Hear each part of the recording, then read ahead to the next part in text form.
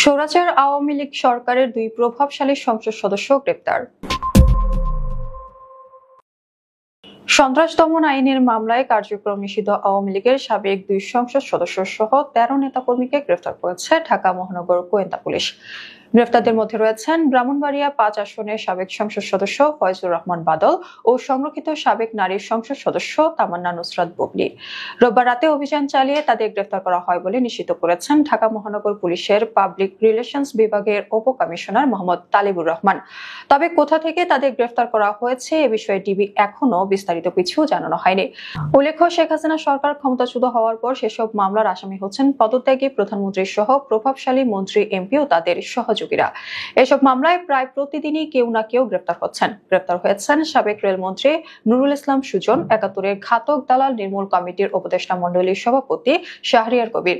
জানা যায়, এখনো পর্যন্ত আওয়ামী লীগের ২ ডজনেরও বেশি মন্ত্রী, সংসদ সদস্য, উপদেষ্টা ও শীর্ষ পর্যায়ের নেতাদেরকে গ্রেফতার করা হয়েছে।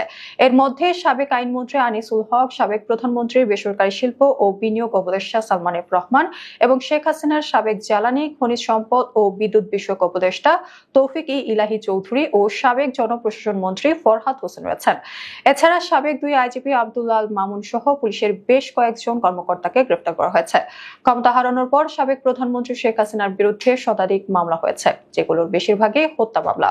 মামলার আসামির তালিকায় তার শেখ রেহানা, ছেলে সজীব ওয়াজেদ জয়, মেয়ে সাইমা ওয়াজেদ পুতুলের নামও রয়েছে। একইভাবে নাম রয়েছে আওয়ামী লীগের শীর্ষ অনেক নেতাদের।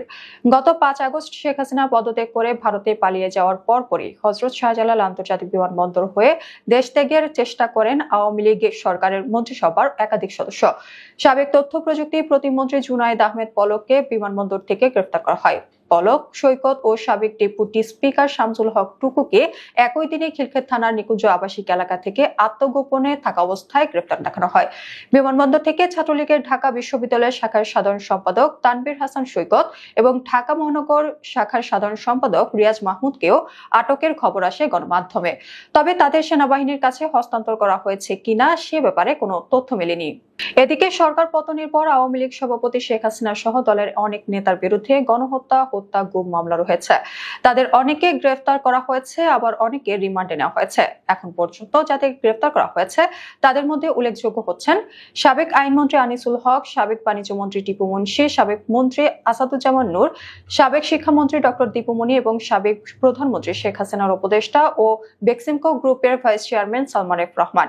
এছাড়া আওয়ামী লীগ সাংগঠনিক সম্পাদক আহমেদ হোসেন, সাবেক মুক্তিযোদ্ধা বিষয়ক প্রতিমন্ত্রী এবি তাজুল ইসলাম, সাবেক তথ্যমন্ত্রী হাসানুল হক ইনু, সাবেক পর্যটন ও বেসামরিক বিমান চলাচল মন্ত্রী রাশেদ খান মেননও গ্রেফতার হয়েছেন।